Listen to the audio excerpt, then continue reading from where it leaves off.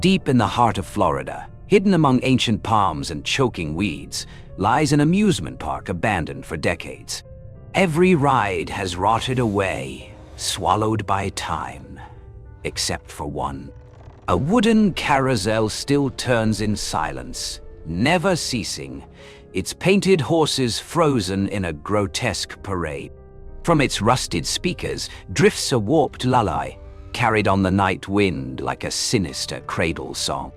Locals whisper that anyone who lingers near the carousel after sundown will be pulled into a ride with no end, vanishing from the world as if they had never been. Ah! Helen pushed through the rusted iron gate, her hands trembling as her fingers brushed against the cold bars, still damp with lingering dew. Inside, the amusement park stretched before her like a graveyard of memories. Helen walked slowly down cracked cement paths, where once bright cartoon murals had dissolved into grotesque stains. The characters' eyes had peeled away, leaving behind black hollows that seemed to watch her. Each step felt like pressing deeper into a forgotten past, a place of memory that did not wish to be disturbed. In the distance, she saw it, the carousel, the only thing untouched. Its canopy was mottled with rust, glass bulbs shattered long ago, yet the platform seemed to radiate a strange allure. The horses stood frozen, their paint flaked and withered, but the wooden saddles gleamed as though someone had only just ridden them. Helen halted, her heartbeat quickening. There was no breeze, yet the faded fabric streamers hanging from the roof stirred faintly, as if the carousel had sighed.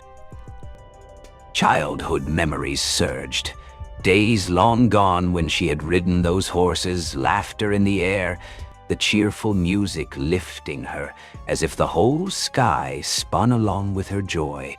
But now, those recollections were draped in dust and shadow, distorted like a dream, unraveling into nightmare.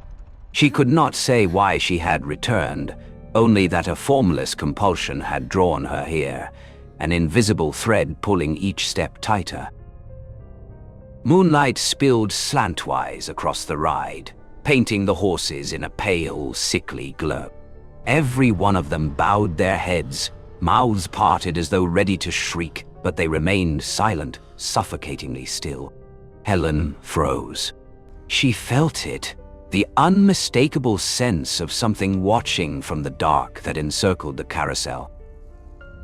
Somewhere nearby, a drop of metal rang out, a sharp, hollow sound that echoed into the night. Helen knew then she had stepped across a boundary, one that should never have been awakened. Wah-rah! Helen remained rooted before the carousel. The air pressed down like a suffocating shroud, her breath shallow and uneven. Then it came, a faint sound, weak and jagged, like a saw blade scraping against metal. Suddenly, the silence collapsed, and the air swelled with music. The familiar tune of the carousel, once playful and bright, now shattered and twisted into something monstrous. The melody screamed through corroded speakers, turning childhood joy into a lullaby for the dark. The rhythm faltered, stuttering between frantic bursts and sluggish lulls, as though the entire machine were gasping for its last breath, yet refusing to die. Each note dripped into the air like damp rot, soaking the night in decay. Helen glanced around in alarm, but the park lay deathly still. The other rides were swallowed by darkness, unmoving, while only the carousel glimmered faintly, its broken bulbs flickering with a pale fish-eye glow. Beneath the horses' hooves, the wooden platform shuddered, creaking like bones grinding together.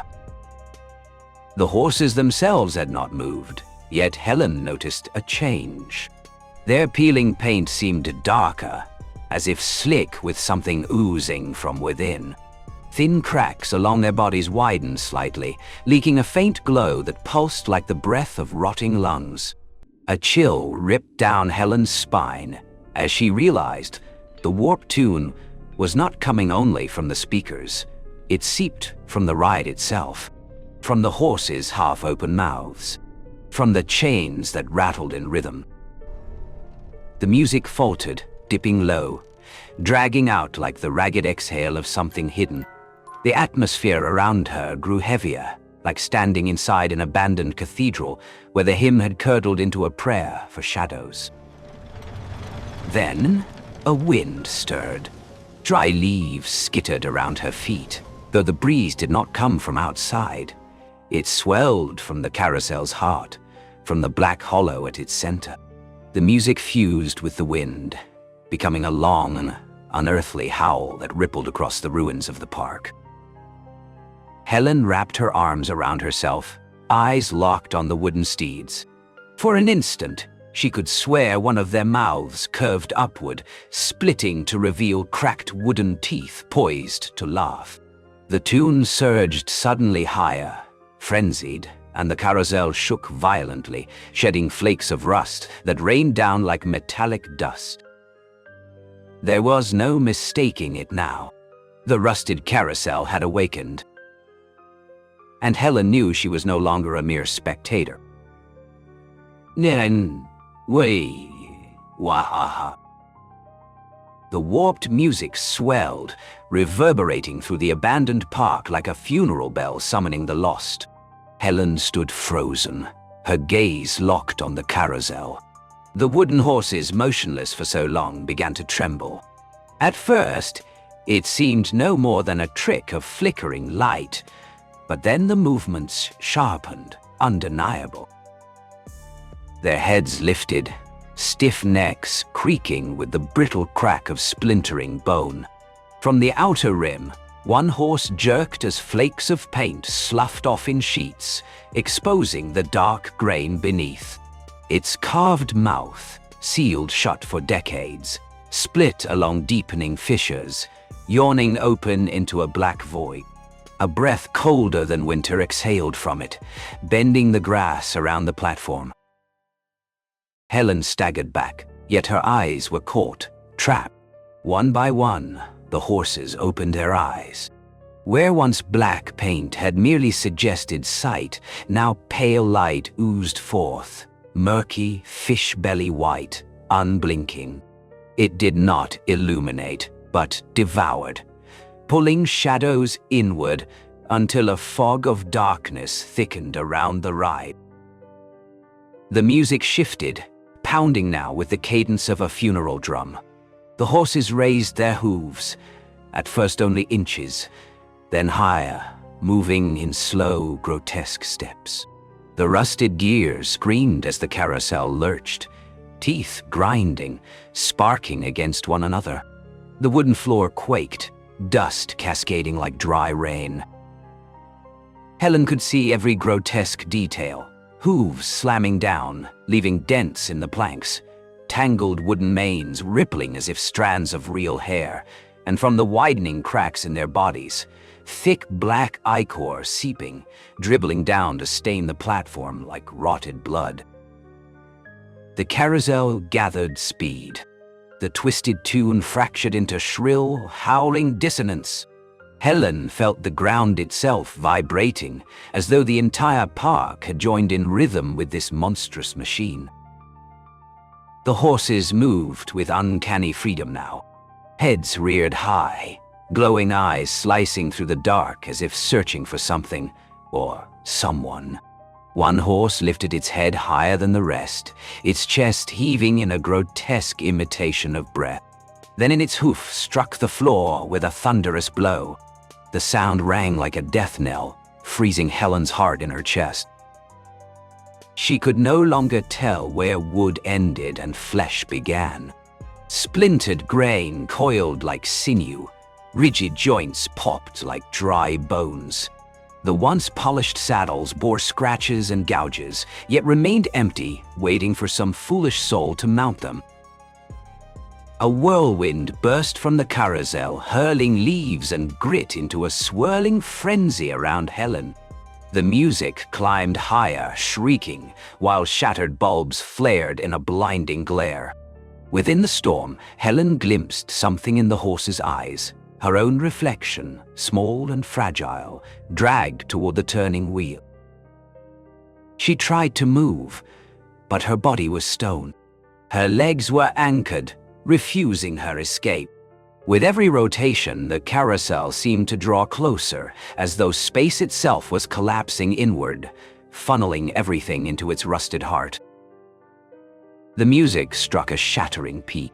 The cracked mirrors dangling from the canopy shivered violently, their surfaces splintering. For a single instant, Helen saw dozens of her own reflections, everyone wide-eyed with identical terror, surrounded by the wooden steeds rising into unnatural light. The rusted carousel had truly awakened. And Helen understood, this time, it would never let her leave. Ni. The dissonant music coiled through the abandoned park, tightening the air like an invisible rope cinched around Helen's throat. The carousel groaned as it turned, each rotation dragging with it a metallic wail. Then she noticed them, the old mirrors still clinging to the carousel's canopy after years of ruin. Their glass was fractured, edges jagged, yet they reflected something far too vividly. Helen stepped back, but in the mirrors, her reflections did not follow.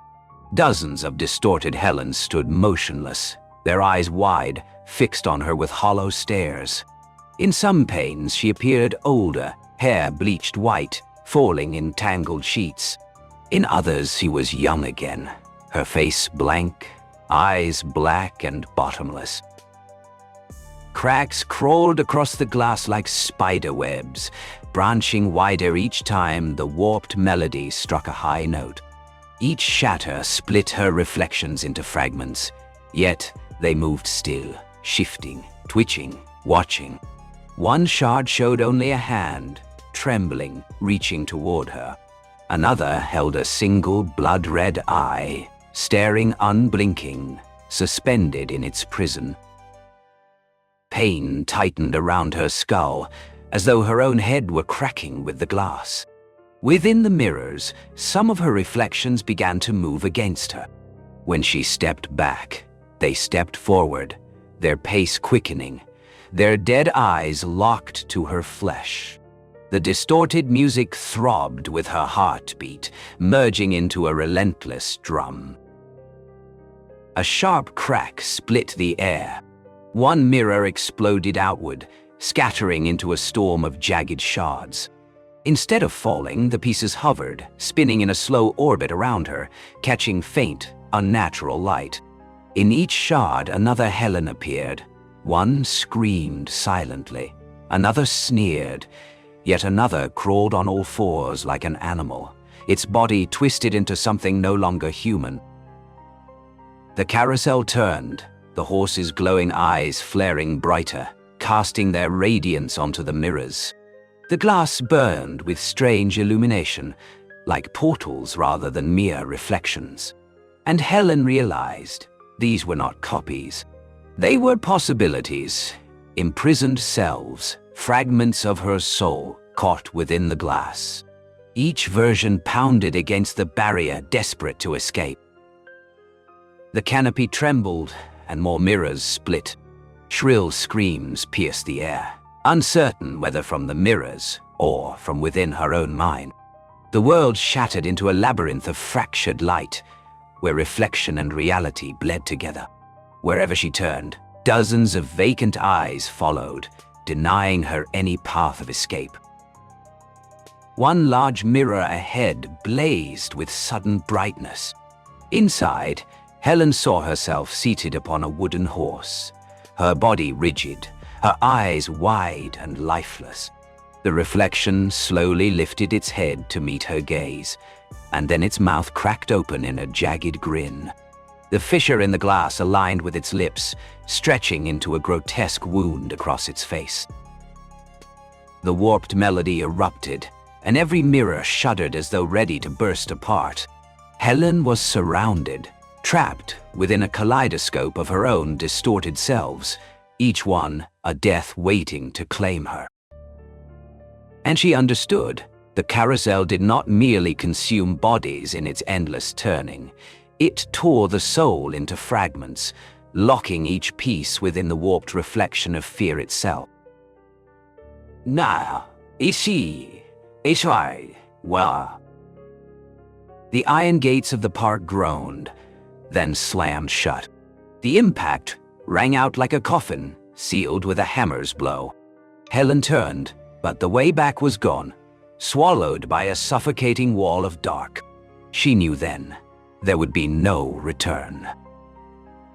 The rusted carousel kept turning, faster with each revolution, its warped dirge swelling into a frenzied funeral march. The wooden horses no longer moved in stiff, fragmented jerks.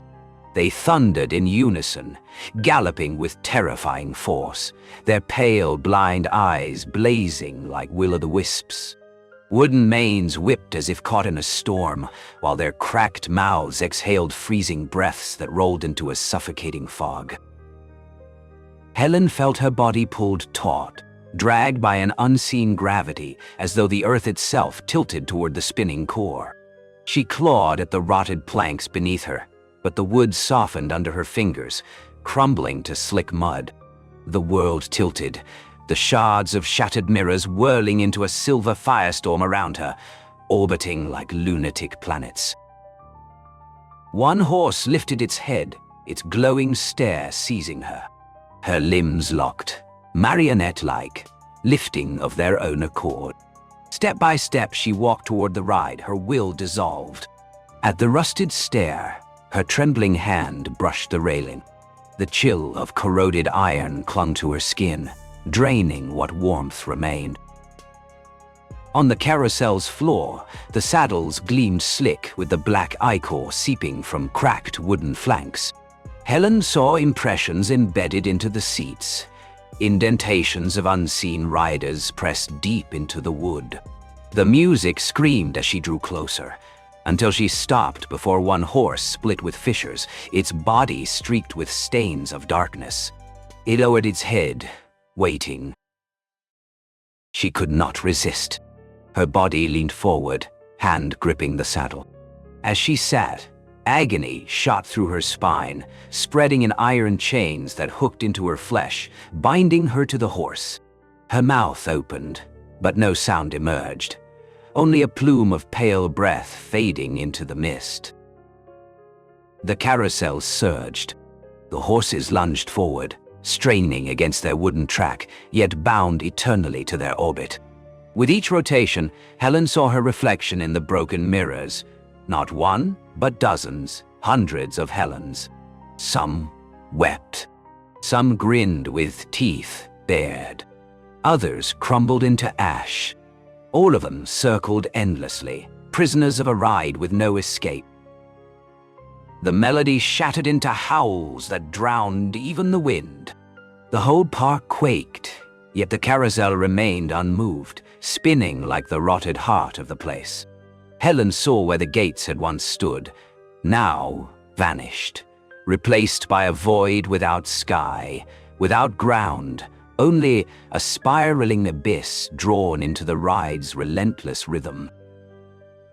As her vision dimmed, she glimpsed others riding beside her.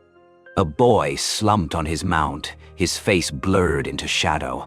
An old mechanic, his steel-bound hands fused to the saddle. Silent passengers, trapped in the same eternal circuit, revolved with her through endless night. And then Helen understood. The carousel never stops. It is a colossal mill, grinding time itself into dust, tearing souls into fragments, binding them forever to its orbit. The warped music dissolved into darkness. The wooden horses galloped on, their blind eyes blazing, and Helen, now just one shadow among countless shadows, was locked into the ride that would never end. No way.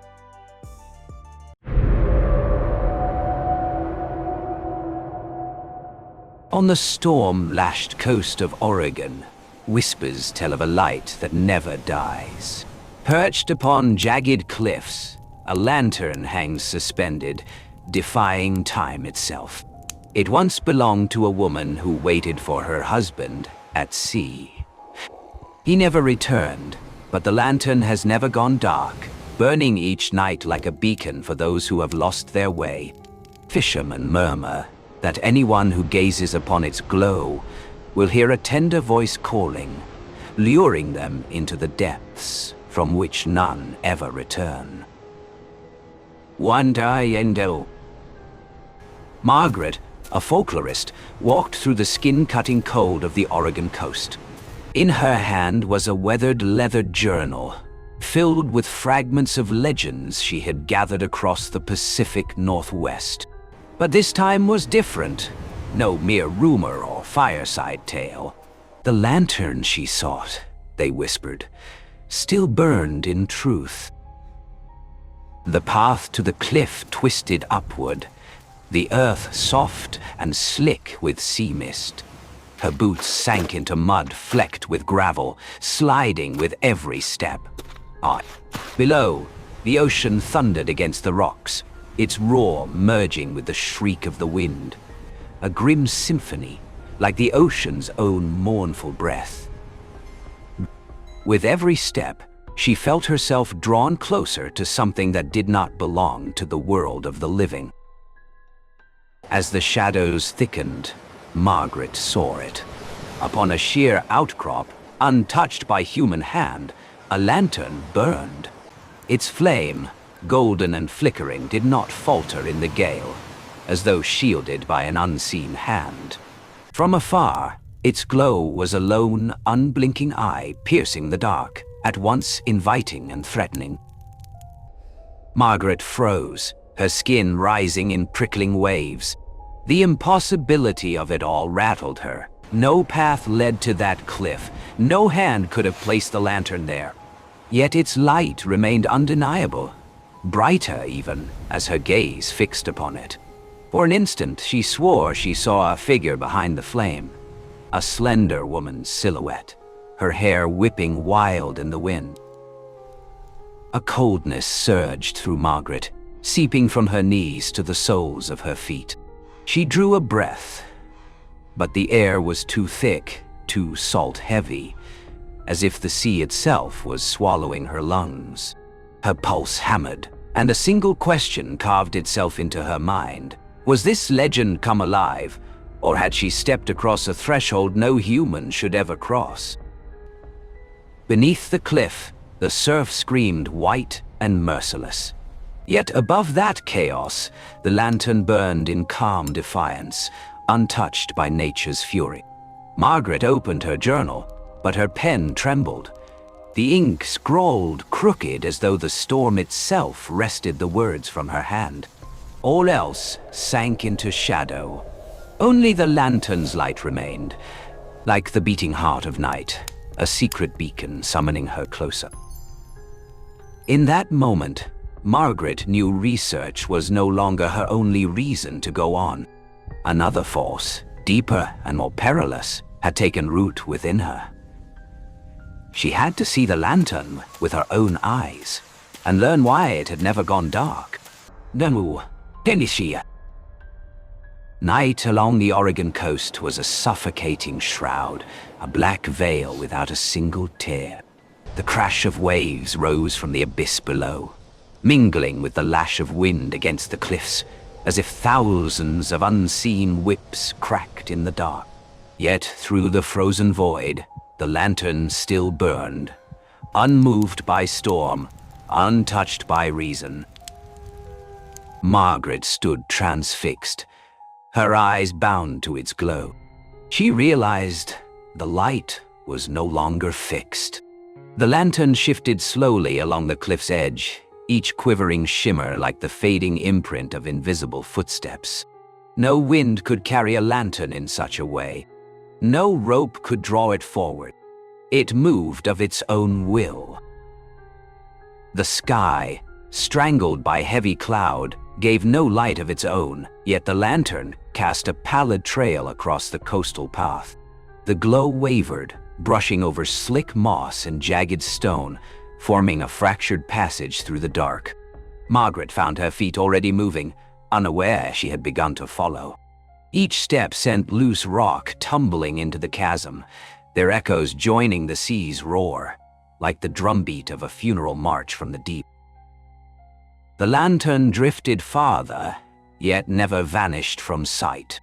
It kept its distance, always just beyond reach, close enough to lure, far enough to forbid.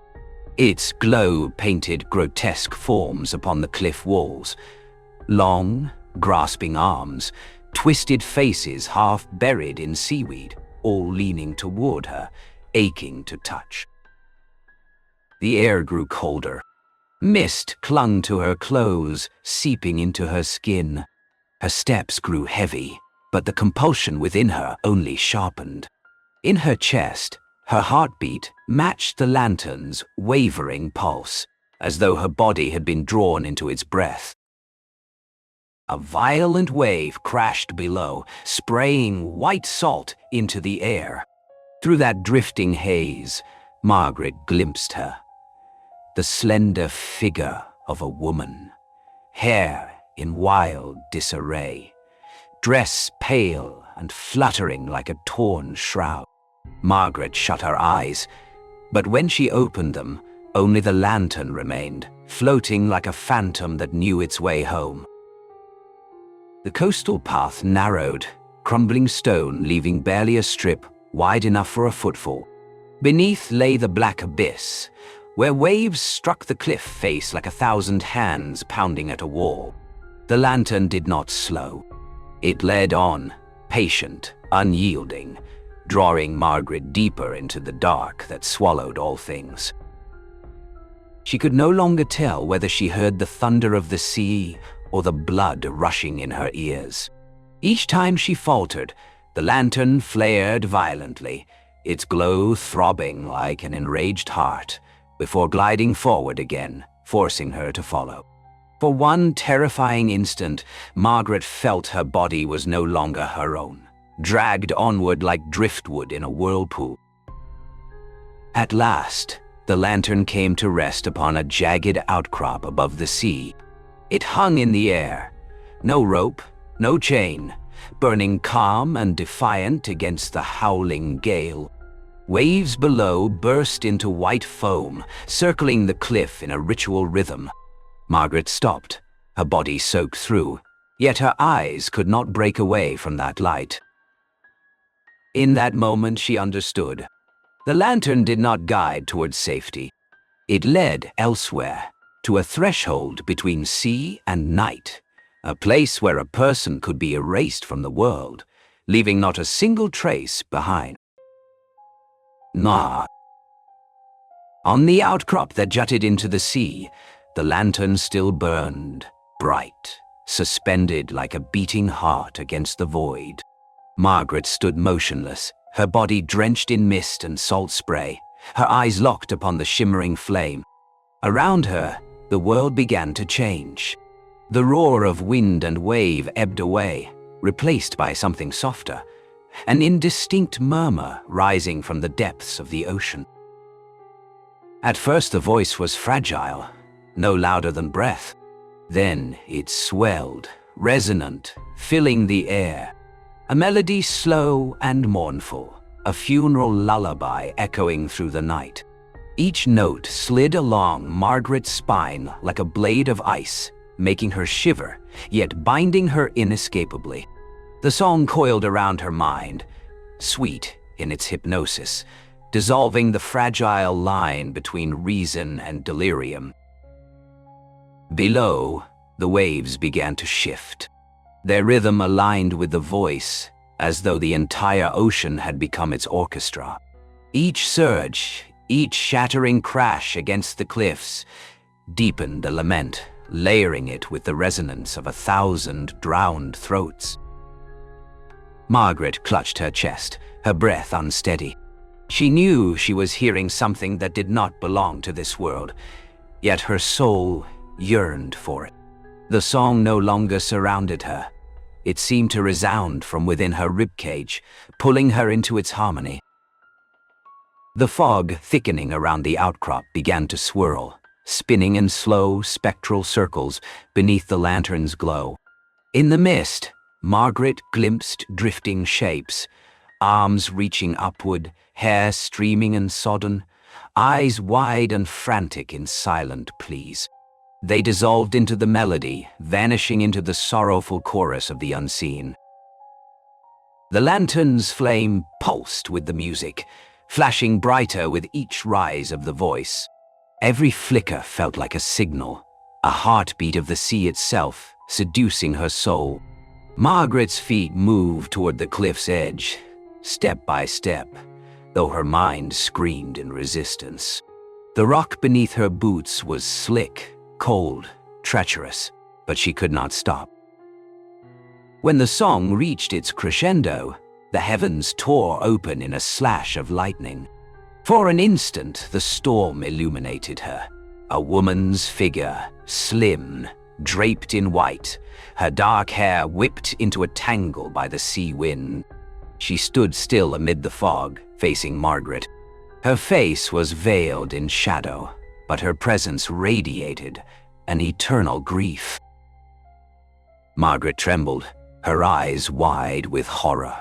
She knew she was beholding the living witness, or rather, the lingering soul, of the legend. The woman needed no gesture, no beckoning hand. The song was her summons, binding Margaret's heart, her feet, pulling her inch by inch toward the brink. A colossal wave rose, shattering into spray that mingled with the dirge. In that moment, Margaret felt herself poised on the threshold, between land and sea, life and death, flesh and phantom. The lantern still burned, unwavering, the single eye of the widow fixed upon her every step. The song was no longer music. It had become command, an invisible tether coiling around Margaret's soul, dragging her away from the world she once knew. Ye. The lantern trembled softly in the night, its glow no longer a simple flame, but a vein of molten blood coursing through the dark.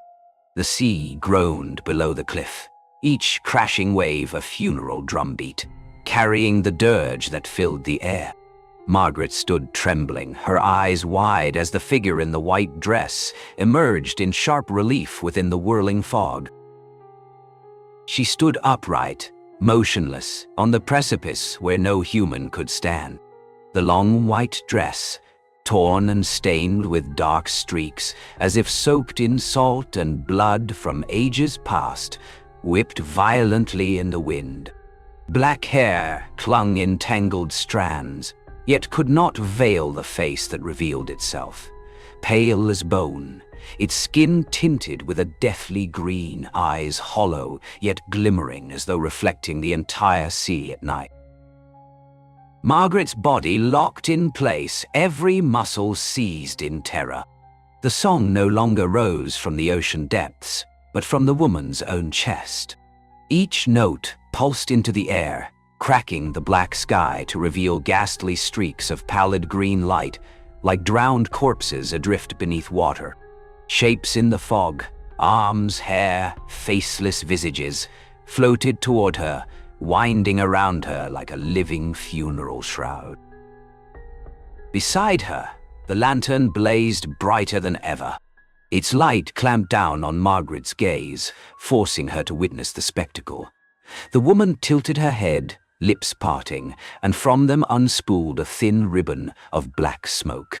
It curled into the wind, spilling downward across the cliffside, cloaking the very path Margaret had taken. Every escape was sealed. Only one way remained, forward toward the abyss. Fog swirled tighter around her, the salt-heavy stench choking her lungs. She staggered, desperate to turn back. But her feet were soldered to the cold stone. Each attempt to lift them was shredded by the rising song, cutting her will apart like fabric, torn by a blade. The rhythm of the waves below fused perfectly with the hammer of her heart, until Margaret no longer felt she belonged to herself. The woman in white slowly raised her hand. The motion was delicate, almost tender, like an invitation, but it carried the weight of a command no mortal could resist. At once the lantern flared, flooding the cliff with a blinding gold as if a dead sun had erupted before her. In its glare, Margaret glimpsed another vision. Dozens, no, hundreds, of figures sinking into the water, their hands reaching in vain toward the shore, their eyes hollow, pleading, unredeemed. Shaken to her core, she could not look away. The lantern and the woman fused into a single hypnotic point, swallowing everything else. Wind shrieked, waves burst in white fury, but all was nothing more than accompaniment to the mournful hymn that would not end. In that moment, Margaret understood. She had been called, not by voice, but by soul. The woman needed no step forward, no touch of hand. The song and the light had done all. She simply stood there, a lighthouse of darkness, guiding the doomed into the sea. And Margaret, though she knew she was standing at a threshold from which no return was possible, could not resist. Neolao. Margaret stood at the cliff's edge, her breath ragged, mingling with the freezing mist. Below, the ocean yawned open like a colossal mouth, eager to devour any soul who strayed too near. Waves pounded in relentless fury, spraying white foam that rose like hundreds of grasping hands from the abyss. The woman in the white dress remained still, her hollow eyes blazing, locking onto Margaret's soul. The song endured, no longer music but a chain, an invisible binding that shackled her body. The lantern flared violently, its beam burning through her, scorching away the final flicker of resistance. Margaret felt her feet take one step, then another.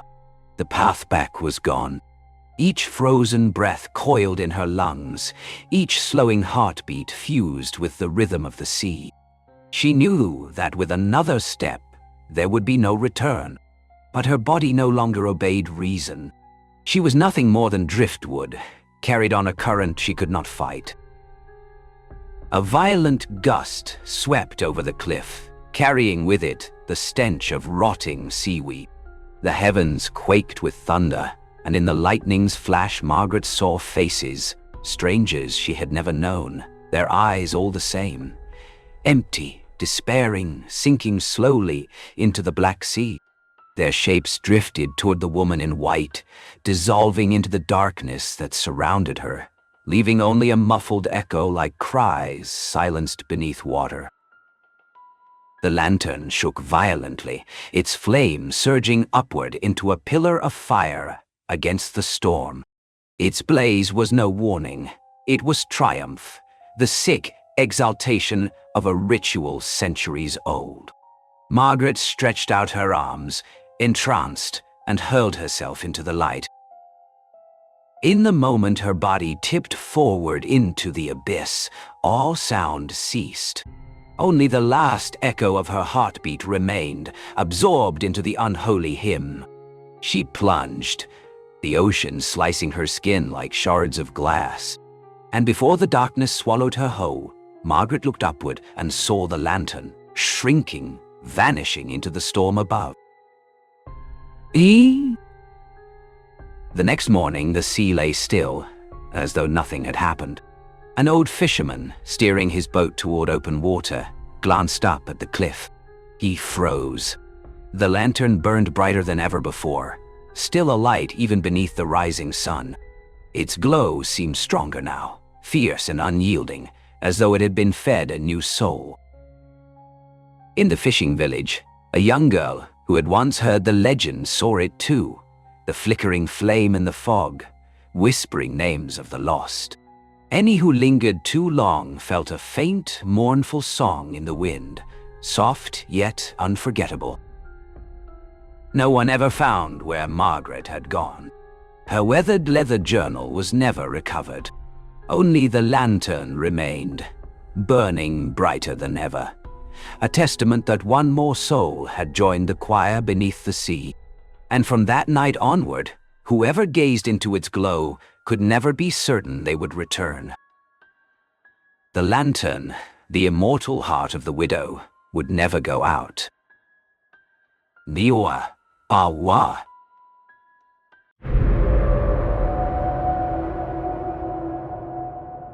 In the outskirts of New England, whispers tell of a creature once buried beneath the ancient forest, a being they call Labu. No one knows where it truly came from, a banished monster from another world, or the spawn of age-old nightmares. But one thing is certain, it never dies. Anyone who hears the chattering grind of its teeth in the dark vanishes without a trace, leaving behind only bones gnawed clean and a strange glimmering tooth that seems disturbingly alive. The old wooden cabin lay deep within the New England forest, where Marjorie Hale and her son Ethan had just moved after years of being pressed into the chaos of city life. Marjorie hoped this remote refuge might soothe the wounds carved into them both, the boy still drowning in the loss of his father, and herself, brittle with grief. Yet from the moment they stepped inside, the air carried a weight that could not be explained away. The walls sagged with rot, flaking paint, peeling like shriveled skin. The floor groaned beneath each step, as if resenting their presence. Beyond the windows, the forest loomed like an endless wall, its branches intertwined, stretching outward like massive hands intent on blocking any escape. Marjorie whispered reassurance inside her own mind, telling herself it was only the strangeness of a new place. But deep within, she recognized that the silence here was not peace. It was a breath held too long, waiting to break. On their first night, the wind shrieked through the cracks, carrying with it the damp stench of rotting leaves. Marjorie lay awake on the ancient bed, eyes wide against the dark.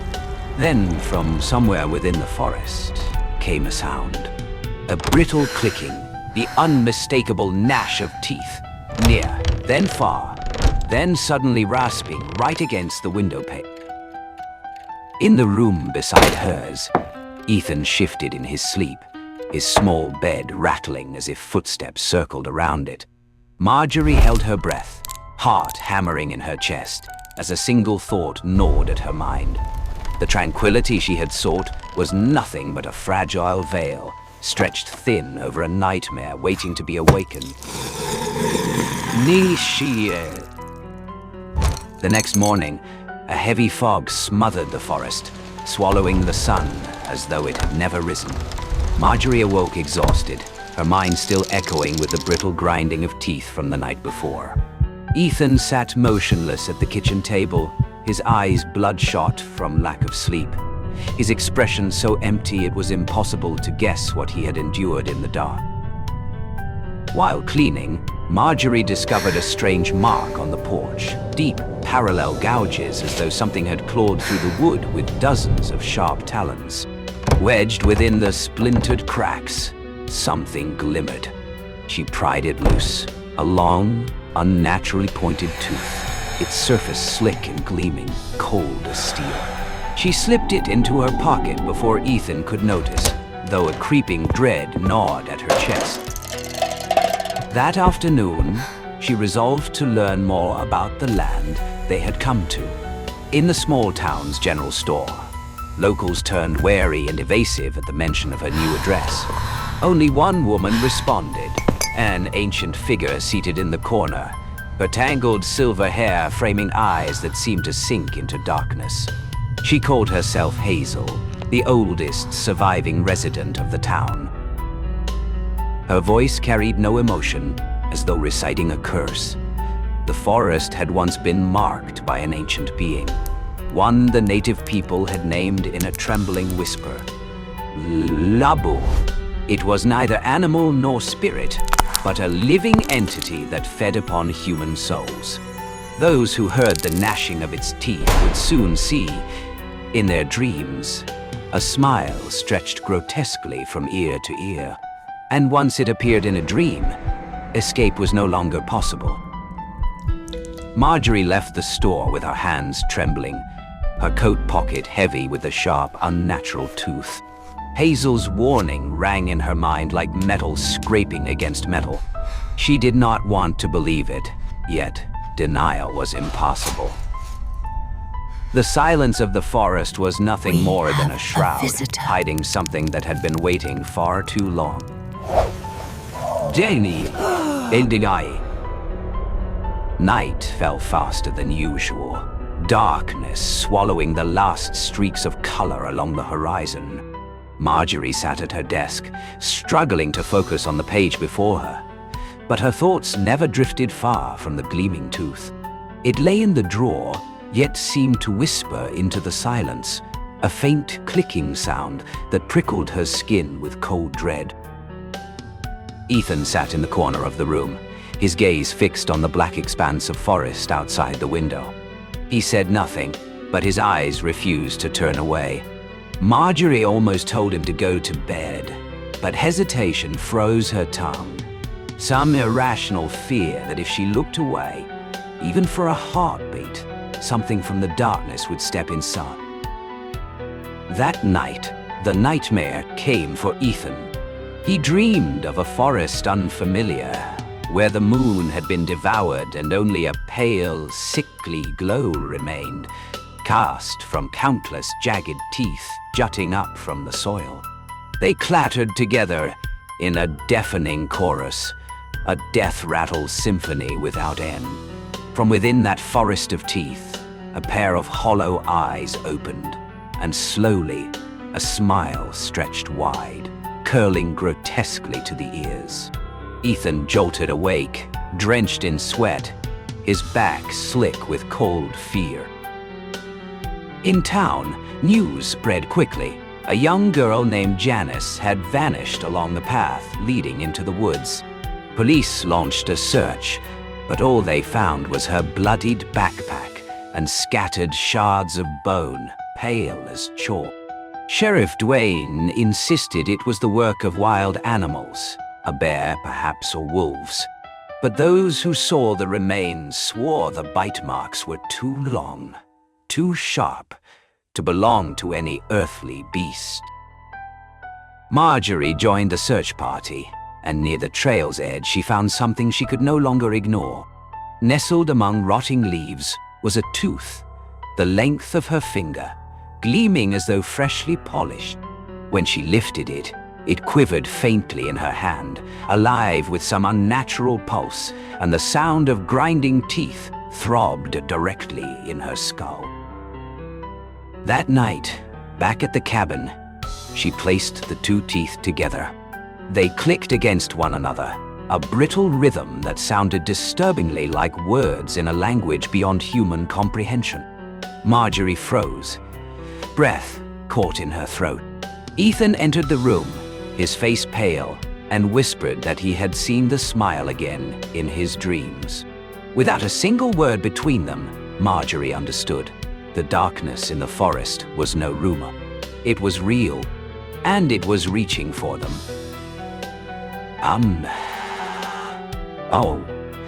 Ferris. After Janice's mysterious death, the small town sank into uneasy silence. Doors were locked before dusk, streets emptied long before the sun was gone. Yet Sheriff Dwayne clung to his explanation that wild animals were to blame. His words echoed through the loudspeakers in brittle monotony, dry and meaningless. A thin curtain straining to hide the truth, bleeding slowly from the forest. Marjorie knew better. The two teeth in her drawer never ceased their clicking, striking one another in the silence of the room. By night, The sound burrowed straight into her skull, carried on an unseen current that dragged with it fragmented whispers. They spoke of hunger, of a smile widening in the dark. Ethan grew paler with each day, his eyes open wide through the nights, for whenever he dared to close them, he was crushed again by visions of teeth erupting from the earth, hemming him in. One morning, a figure waiting on the porch froze Marjorie in her tracks. It was Richard Cole, an anthropology professor and an old acquaintance from her university years. He had heard that Marjorie had moved here, and more importantly, he had heard of the disappearances. Richard was not surprised. If anything, he seemed to have been expecting it. He opened a worn leather-bound journal, revealing pages filled with faded sketches of a grotesque figure, a gaunt, hunched body, a mouth cleaved nearly across the face, bristling with hundreds of disordered teeth. Richard explained that in the folklore of an ancient tribe once rooted in these lands, there existed a being called Labu. Born of hunger and darkness, it had been sealed beneath the earth through ritual sacrifice. Yet, when that seal weakened, Labu would return, hunting by planting fear and drawing its victims into dreams, where it shredded the soul before ever touching the flesh. Marjorie was struck numb. Ethan's nightmares, the teeth in her possession, everything matched Richard's words. But the most terrifying revelation lay in a line from the old manuscripts. Whoever keeps its teeth shall be the first to be devoured. That night, the grinding no longer came from the drawer. It seeped from the walls, from the floorboards, from the window frames. The wooden house seemed to sprout invisible teeth, clattering against one another in endless hunger. Ethan clutched his head. His scream caught silent in his throat, while his wide eyes reflected a sickly green light from some source unseen. Richard stood frozen, his face ashen, the realization striking him like a blade. Labu was not merely hunting. It had already caught their scent. Outside, the wind ceased. The entire town seemed to hold its breath. From the forest, the clicking rose in a frenzied chorus, a death march rattling through the night, heralding that fear was no longer rumor. It had spread like a plague without form, and at its center, Marjorie's house had become the gathering place for a thing that had waited centuries to wake. That night, the wooden house seemed to transform into a colossal body. Every crack exhaled a clicking rhythm, the sound spreading everywhere like the gnash of 1,000 teeth. Marjorie sat frozen, her fingers clenching the ring of keys, but the whispers seeped into her skull, thick and sticky as sap. They carried no language she recognized, yet their meaning was undeniable. Let us in. Let us taste. Ethan lay curled on the bed, his small frame trembling. His eyes stared wide at the ceiling, where the cracks slowly warped. From the timber, jagged teeth sprouted, lengthening, clattering against one another before breaking loose and falling like hail made of bone. Each piece struck the floor with a high-pitched chime, warped and shrill, like a child's laughter twisted out of shape. Richard Cole scribbled furiously into his journal, sweat streaming down his temple. He muttered of an infiltration stage, the moment when the entity marked its prey. But his words no longer carried knowledge. They read like a death sentence, written out loud in real time. Marjorie rushed to the bed and pulled Ethan into her arms. His body was ice cold, lips tinged blue, his mouth moving faintly. She pressed her ear to him and nearly screamed. Ethan's voice was gone. From his throat came only the rhythmic clatter of teeth, perfectly in sync with the house chorus. Darkness thickened around them, not an ordinary absence of light, but a viscous shroud where twisted forms writhed and pressed against reality. Within it, a grin unfurled, stretching ear to ear, illuminated by a sickly green glow. Labubu did not step through the door. It split out from the air itself, as if the house had been its womb all along. Its hollow eyes fixed upon Ethan. Marjorie felt the pull of an invisible force, wrenching her son from her embrace.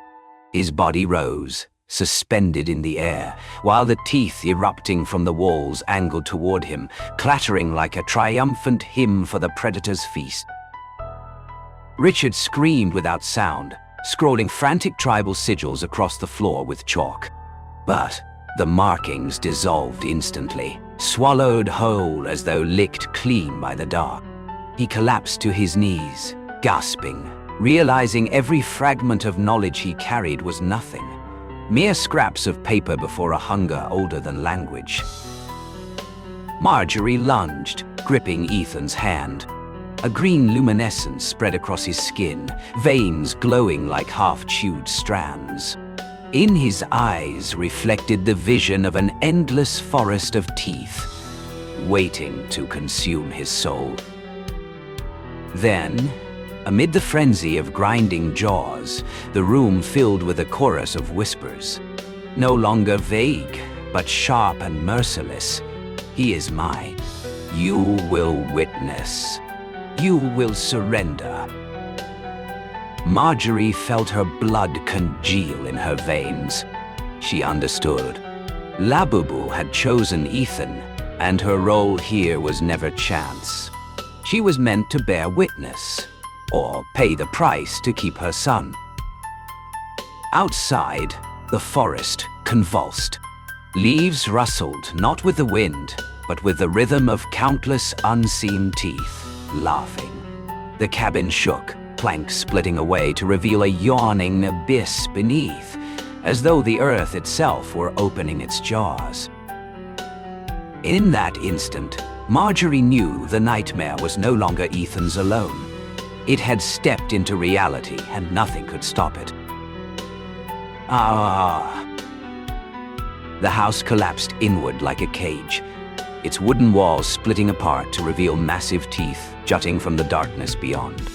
Labubu emerged, gaunt, hunched, its mouth splitting half its face, lined with hundreds of teeth crowding together, jagged and uneven like a forest of silver blades. Its hollow eyes locked onto Ethan, suspended in the air, his body bathed in a green glow that shone like a beacon of death. Marjorie lunged forward, desperate to wrench her son free from the invisible force. Her fingers brushed his hand, but Ethan's body was dissolving into ash, pulled toward the gnashing maw of the abyss. The whispers thundered now, sharp and merciless.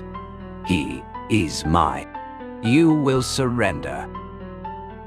Richard fell to his knees, mumbling fragments of ancient incantations, but every word evaporated the instant it left his lips.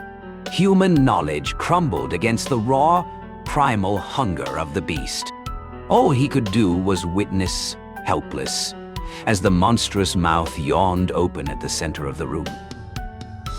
Marjorie clutched Ethan tightly, her eyes blazing with defiance. From deep within, she understood. To save her child, another soul must be offered, and the only soul left was her own. Teeth rained around them, gleaming like a storm of knives.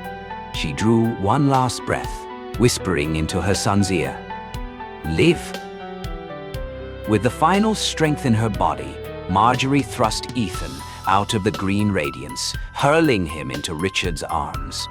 At that instant, she was lifted, dragged straight into Labu's gaping mouth.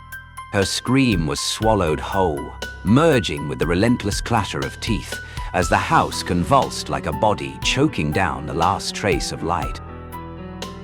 Then, silence. The cabin stood still, lifeless. Ethan lay unconscious in Richard's embrace. Marjorie was gone, leaving only a void of cold air. At the center of the ruined floor, one long tooth still glowed, pulsing faintly, clicking in a steady rhythm, like the breath of something asleep, waited. Richard carried Ethan from the cabin, never daring to look back. Yet in the forest's darkness, the sound continued, grinding teeth, unbroken, endless. Labubu had retreated, but it had not vanished. It was waiting for the next hand to pick up the tooth that remained. And when that moment came, the cycle would begin again. Ainun, Parwat.